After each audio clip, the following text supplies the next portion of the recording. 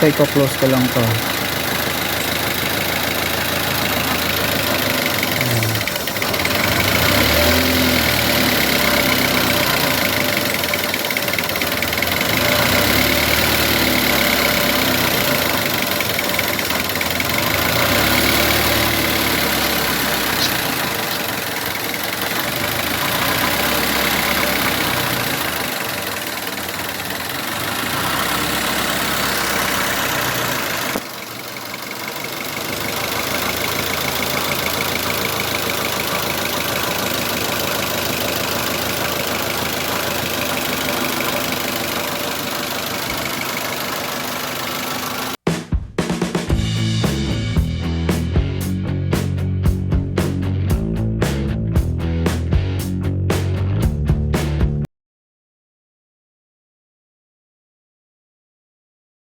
So guys, pakita ko sa inyo, ito yung normal pattern ng ating oxygen sensor at saka yung short term at saka long term fuel trim. Ayan o.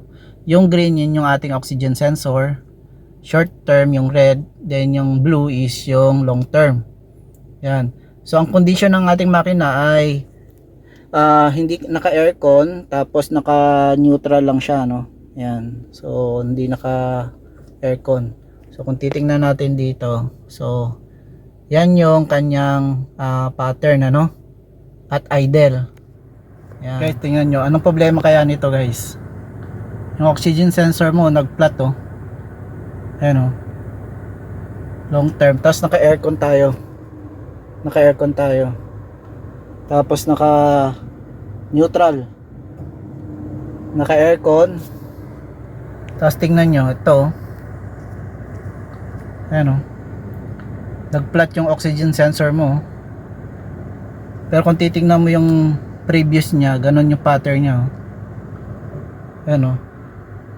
So ang ginagawa ng ano ngayon is ayan, oh. Ayan.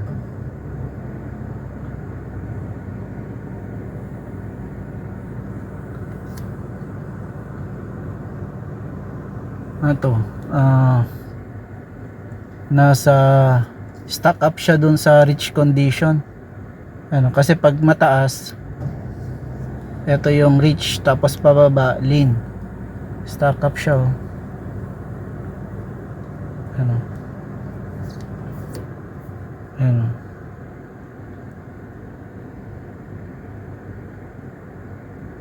so tingnan natin dito guys yung ating